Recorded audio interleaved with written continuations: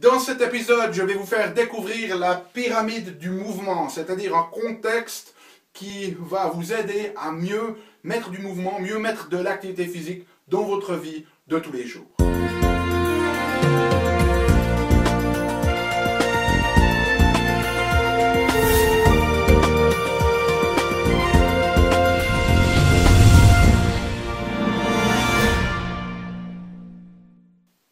Parce que la vie est bien trop magique pour être petite et que nous avons tous besoin d'une prescription pour vivre en conscience et faire que nos rêves dévorent notre vie. Bonjour, je suis le Dr Yannick Pauly. Bienvenue à un nouvel épisode d'une grande vie. Merci de nous retrouver. Vous savez, comme d'habitude, dans ces épisodes, je vous propose des solutions pragmatiques, pratiques pour améliorer notre conscience, qu'elle soit physique, qu'elle soit émotionnelle, qu'elle soit psychologique ou spirituelle, parce que fondamentalement, c'est cette conscience qui est au cœur de notre évolution personnelle et d'une vie pleinement vécue. Alors cette semaine, j'ai décidé de parler un petit peu plus d'une conscience physique, en parlant d'activité physique et notamment de mouvement. Et l'idée, c'est de partager avec vous ce que je partage avec mes patients, parce qu'il y a souvent des patients qui me disent, moi, qu'est-ce que je devrais faire comme sport, okay? Et puis, les gens, finalement, ils sont un petit peu perdus, parce que si vous regardez les recommandations qu'on a en matière médicale, je dirais, au niveau du sport, bon, on va vous dire, voilà, il va falloir faire 2h30 par semaine d'activité physique modérée ou 1h15 d'activité physique beaucoup plus intense. Alors, qu'est-ce que ça veut dire ces choses-là? Même si on vous dit, bon, c'est une demi-heure par jour d'activité physique modérée, c'est quoi cette activité physique modérée? En fait, c'est très technique, hein, c'est des questions de dépenses énergétiques avec ce qu'on appelle les MET, qui sont les unités de mesure, et puis si vous êtes en dessus d'une certaine quantité, voilà, c'est considéré comme de l'activité physique modérée, et puis si vous êtes en dessous, c'est une activité physique légère.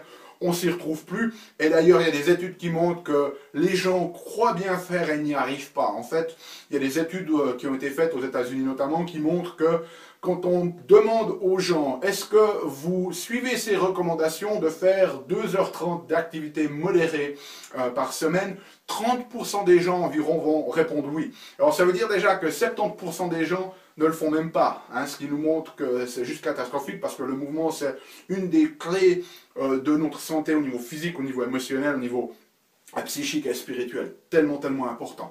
Mais ça nous montre que déjà beaucoup de monde ne le font pas. Mais parmi les 30%, ça c'est leur appréciation subjective, c'est-à-dire qu'ils croient bien faire, qu'ils croient suivre ces recommandations.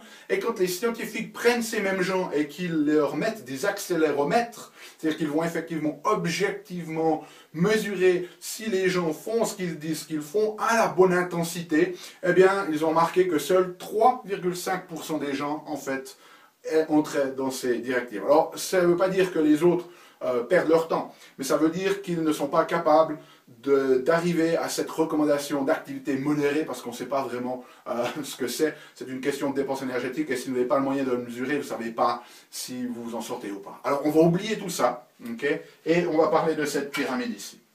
Et la première des pyramides, la base, fondamentale. Et avant que je vous partage même ça, il y a juste une chose que j'aimerais vous dire. Je ne peux pas entrer dans les détails, je fais toute une conférence là-dessus, vous pouvez le trouver d'ailleurs dans notre DVD, prévenir les dangers de la position assise, mais c'est de savoir que la gravité est dangereuse pour nous en absence de mouvement. C'est-à-dire que dès le moment où vous êtes dans un état statique, la gravité est dangereuse pour nous. Si vous bougez dans un espace gravitationnel, dans la gravité, ça va renforcer votre corps. Si vous restez statique, ça devient dangereux pour nous. Donc la première des choses, la base, c'est ce que j'appelle soin dynamique. Et ici, l'idée, c'est pas de faire du sport, c'est de bouger continuellement, d'être le plus en mouvement. Ça peut être debout, à marcher, ça peut être, si vous êtes souvent assis, se lever, faire quelques pas, revenir vous asseoir, mais de bouger constamment. Et l'idée ici, le principal, c'est de réduire notre sédentarité. Et la plus grosse sédentarité de nos jours, c'est la position assise. Vous devriez ne pas dépasser 3 heures par jour en position assise, et ça ne devrait jamais être 3 heures d'affilée, ça devrait être ponctué de pauses où vous vous levez.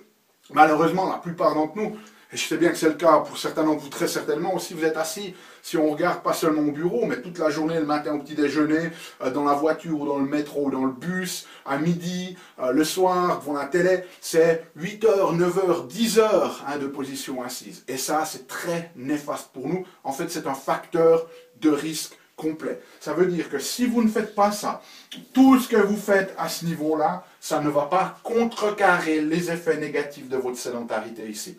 Aux États-Unis, il y a même un nouveau syndrome qui s'appelle le couch potato actif. Couch potato, c'est quelqu'un qui est sédentaire sur son divan à regarder la télé.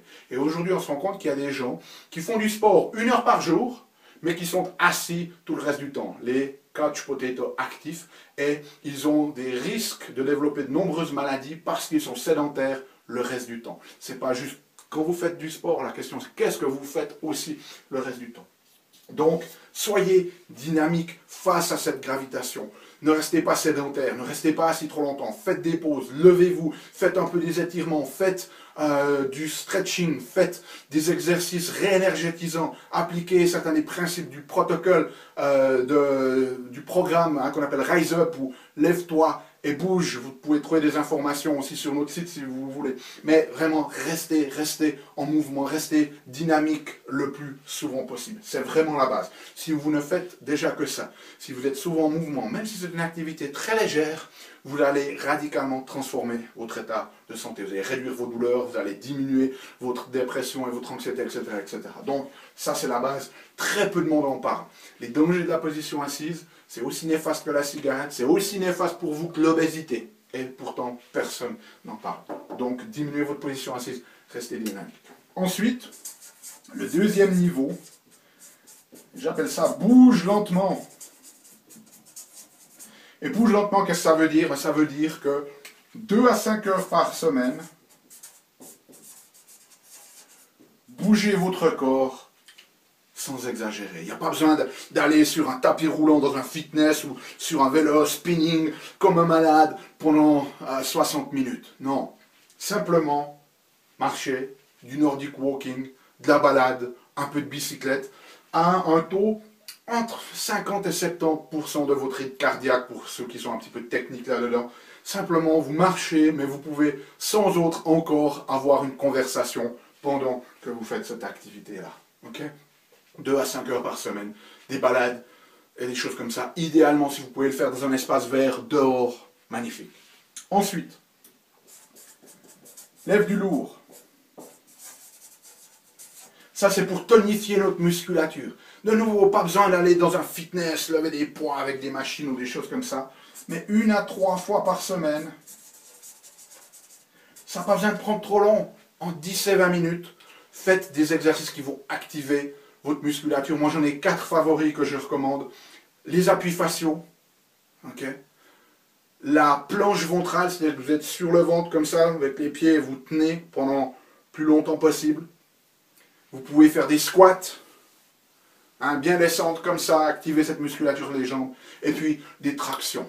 Okay? Si vous faites juste déjà ça, ça va être amplement suffisant 1 à 3 fois par semaine. Ensuite ici, joue. Cette pyramide, elle est basée sur nos origines ancestrales. C'est ce que faisaient les hommes des origines. Okay? Si on étudie certaines tribus, c'est ce qu'ils font. Eux, ils ne vont pas au fitness, ils ne vont pas courir comme des malades pendant des heures. Ce qu'ils font, c'est qu'ils se déplacent pendant toute la journée. De temps en temps, ils doivent accélérer le pas, faire des marches, et on le verra, de temps en temps, ils doivent sprinter quand ils sont à la chasse sur des animaux. Okay? Juste pour vous donner une notion d'à quel point on a perdu tout ça, on sait les Amish, par exemple, qui vivent encore comme il y a 100, 200 ans dans nos contrées, ils font 18 000 pas par jour, alors que nous en faisons plus que 6 000 environ, donc 3 fois moins. Ils ont 10 heures par jour, ce type d'activité, alors que nous n'en avons plus qu'une. Okay? Donc ça nous montre à quel point on a besoin de retourner à nos racines, parce que nos gènes ont besoin de ça. Pendant 2,5 millions d'années, on a cet environnement qui s'est créé entre nos gènes et notre manière de bouger. Donc, cette pyramide est inspirée de ces principes ancestraux, ce qu'on appelle primals aussi. Donc, jouez au moins 1 fois par semaine. Vous devrez en avoir une activité, si possible dehors, si possible dans un espace vert, où vous jouez en groupe, avec un petit peu de compétitivité. Ça peut être une partie de tennis de double, ça peut être vous savez, jouer au frisbee de manière un petit peu compétitive, où vous bougez en groupe avec un très léger aspect de compétitivité pour se dépasser soi-même, pas pour écraser l'autre, mais pour se dépasser soi-même. Jouer, ça peut être aller danser aussi, des choses comme ça, en groupe, ok? Mais vraiment dans l'aspect socialisation. Et puis ici, de temps en temps, alors de temps en temps, ça veut dire une fois tous les 7 à 10 jours, pas besoin de faire plus. Vous le faites quand vous vous sentez bien, quand vous sentez que vous avez la pêche, pas quand vous êtes fatigué. Allez faire une série de sprints, avec ce qu'on appelle en intervalle. Vous courez à fond pendant environ 30 secondes. Hein, vous imaginez qu'il y a ce qu'on appelle nous la technique de l'ours, qu'il y a un ours qui vous croit. Après, vous courez le plus vite possible pendant 30 secondes. Ensuite, vous vous reposez 60 secondes, 1 minute et demie. Et puis, vous recourez, vous faites ça 4-5 fois. Et amplement suffisant pour tonifier votre système cardiovasculaire. Donc voilà ces recommandations sur cette pyramide du mouvement. J'espère que ça clarifie les choses, que ça rend les choses beaucoup plus faciles. Si vous avez un petit peu des difficultés à trouver du temps et que vous avez besoin de faciliter la pratique, j'ai une autre vidéo. Vous pouvez regarder ici qui s'appelle, je crois, Faciliter le sport. Je vous laisse taper ça sur YouTube. Ok? Donc voilà, laissez-moi un commentaire, dites-moi ce que vous allez mettre en place, parce que c'est très important que vous agissiez, sinon vous avez perdu votre temps à regarder cette vidéo, si vous n'agissez pas. Et moi, ben, je me réjouis de vous retrouver bientôt pour une nouvelle vidéo. D'ici là, souvenez-vous, émerveillez-vous, aimez la vie, contribuez chaque jour un petit peu plus, et surtout, donnez-vous la permission de vivre une grande vie, en vous souvenant toujours que le meilleur moyen pour vous de vivre une grande vie, c'est d'aider, de servir, de contribuer aux autres, d'aider les autres à ce qu'ils puissent eux aussi faire l'expérience d'une grande vie. À bientôt.